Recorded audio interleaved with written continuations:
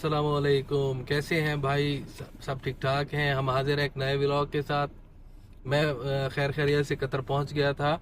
तो आज हम आपके साथ डिस्कस करने वाले हैं ड्राइविंग लाइसेंस के बारे में कतर ड्राइविंग लाइसेंस। फिलहाल हम बात करेंगे मोटरसाइकिल बाइक का ड्राइविंग लाइसेंस कैसे हासिल करना है। यहाँ पे बाइक का लाइसेंस बहुत इजी है। इजी हम हासिल कर सकते हैं। उसकी फ़ीस भी बहुत कम है। 2000 कतरी रियाल उसकी फ़ीस है। और उसके बाद बाइक राइडर्स जो हैं वो बहुत सारे काम कर सकते हैं। डिलीवरी कर सकते हैं, फूड डिलीवरी कर सकते हैं, तालाबात में, रफ़ीक में, और भी फूड डिलीवरीज हैं जिनमें वो काम कर सकते हैं। अच्छा, एक चीज़ आपके मैं नोटिस में डालना चाहता था, क्योंकि कतर गवर्नमेंट ने 2 महीने के लिए लाइसेंस बंद कर दिया गया है। मोटरसाइकिल का कतर में 2 महीने के लिए लाइसेंस बंद कर दिया है, क्योंकि उसकी एक्सीडेंट रेशो बढ़ रही थी। उसकी वजह से उन्होंने ये लाइसेंस स्टॉप किया है।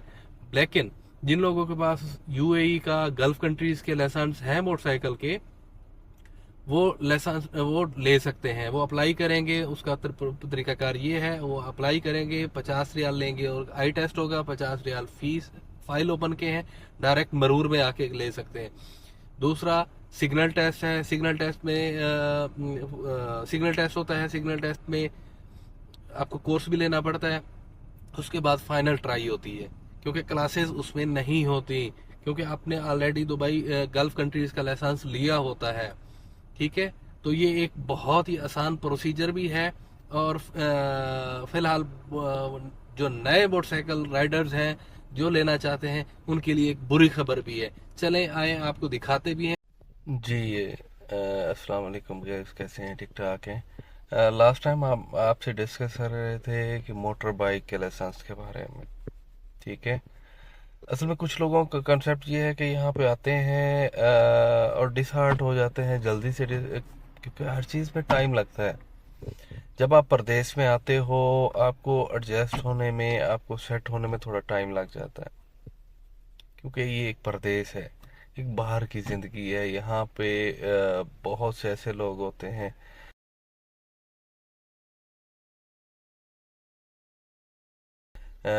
जो बंदे को डिसहार्ट करते हैं। कुछ लोग ऐसे होते हैं जो मोटिवेट करते हैं। तो कहने का मकसद ये है कि जब आप आते हो ना परदेश, घर बाल बच्चे सबको छोड़ के, तो फिर स्ट्रगल करनी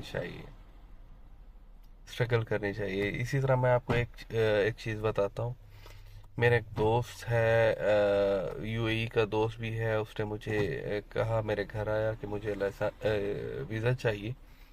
मैंने उसको वीज़ा भी दे दिया। वो मेरे से पहले आ गया। उसने फ़ाइल ओपन करा ली बाइक के लिए। उसके पास यूएई का लाइसेंस था। तो जो ही फाइल ओपन हो गई, तो मैं पाकिस्तान था, पाकिस्तान से जो ही वापस आया तो वो मुझे मिला कि मैं वापस जा रहा हूँ, टिकट करा रहा हूँ। भाई, क्यों? वजह, लाइसेंस नहीं मिल रहा, डेट लंबी है, ये है वो है। इवन कि उसने टिकट करा ली। मुझे कहा कि कल सुबह की मेरी फ़्लाइट है। मैंने उसे बुलाया, समझाया, सब कुछ किया, मोटिवेट किया। उसी टाइम उसने टिकट कैंसिल की। माशाल्लाह से अब उसका सिग्नल टेस्ट भी आ चुका है। जो ही सिग्नल टेस्ट क्लियर होता है, उसके बाद फाइनल रोड ट्राई होगी और इंशाल्लाह फिर ये रोजगार उसका भाई का स्टार्ट हो जाएगा। कहने का मकसद ये है कि अगर वो चला जाता तो उसका वीज़े का भी लॉस था, वीज़े के पैसे भी गए। 1 महीना, 20 दिन, 25 दिन रहा, रूम रेंट दिया, खाने के वो भी लॉस गया। तो वापस भी जाके शर्मिंदगी और नदामत होती। ठीक है।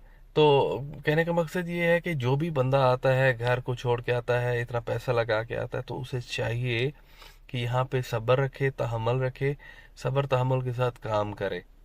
ठीक है। हर चीज़ में टाइम लगता है। पाकिस्तान में भी आप कोई भी सेटअप बनाते हैं, सेटिंग करते हैं, तो उसमें भी थोड़ा टाइम लग जाता है, टाइम चाहिए होता है एडजस्ट होने में। तो लिहाजा जो भी भाई परदेश में आते हैं या आना चाहते हैं, सबसे पहले वो तहम्मुल, बर्दाश्त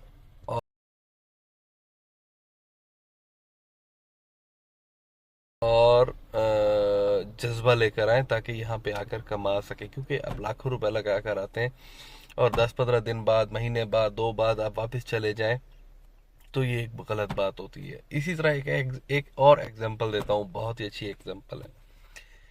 एक पाकिस्तानी आया, हमारे इलाके का ही था, तो मेरे एक दोस्त के पास आया हुआ, तो रिसेंटली मैं वैसे ही पहुंच गया। जब वहां पहुंचा तो उसने कहा जी टिकट तो चेक करें। मैंने पाकिस्तान जाना है, मैंने कहा वजह, किसी एयरलाइन की चेक करो। कतर एयरवेज की मैंने चेक की, दिसंबर, आई थिंक दिसंबर 2-3 की, 610 रियाल की थी। मैंने कहा भाई क्यों जाना चाहते हो? बस दिल नहीं लग रहा। मैंने कहा काम काम लगा हुआ है। जिस दिन मैं एयरपोर्ट से उतरा, नेक्स्ट डे मेरा काम स्टार्ट था। कितनी सैलरी ले रहे हो? 2,000 सैलरी ले रहा हूँ, और 50 60 100 तक मेरी टिप बन जाती है। इट मीन्स कि वो भी वैसे ले रहे हैं। उसको मैंने काफी देर समझाया, उसको कहा तो खुशकिस्मत हो यार, उसका तुम्हारा काम लगा हुआ है, सैलरी के अलावा वहां से पैसे मिल रहे हैं, अकोमोडेशन वही दे रहे हैं, फूड भी वही दे रहे हैं। फिर भी आप बाहर वापस जाना चाहते हो, वहां पे जाके मजदूरी करोगे, वहां भी मजदूरी ही करनी है ना। तो कहने का मकसद ये है कि कुछ लोग होते हैं जो डिसहार्ट करते हैं। यहाँ पे मोस्टली ऐसा होता है, जो पुराने बैठे होते हैं वो नए बंदे को बहुत ज्यादा डिसहार्ट करते हैं। तो बस ये है कि आके सब्र करना चाहिए, तहम्मुल करना चाहिए, और स्ट्रगल करनी चाहिए, कोशिश करनी चाहिए। अल्लाह पाक बहुत गफूर और रहीम है, बहुत गफूर और रहीम ज़ात है, और देने वाली ज़ात है। ठीक है, तो बेहतर करने वाली ज़ात है। प्लीज़ मेरे चैनल को सब्सक्राइब भी करें, और बेल आइकन को प्रेस करें। जितना हो सके शेयर करें, और जितना हो सके सपोर्ट करें। Thank you.